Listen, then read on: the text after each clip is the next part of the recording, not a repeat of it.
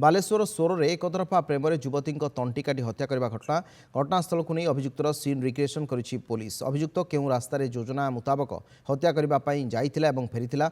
युवती को हत्या करिथिबा स्टील छुरी फिंगिबार स्थान देखाइबा परे पुलिस छुरी मध्य उद्धार करथिला। पूर्वरु अभियुक्त ज्योतिर्मयी को हत्या करबा परे तांकर एवं निजर दुईटी मोबाइल फिंगिबा स्थानरू पुलिस ताको भी उद्धार करिछि। प्रेमरे विफल होई युवती को गला काटी हत्या घटना युवक को हेफाजत को नेबा परे आज पुलिस अभियुक्त विश्वरंजन पुहाण को धरी सीन रिक्रिएशन करिछि।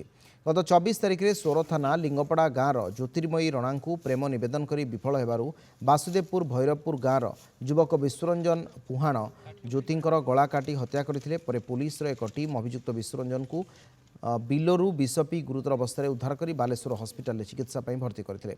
गत 26 तारिख ठारू विश्वरंजन बालेश्वर मेडिकल चिकित्साधीन थिले।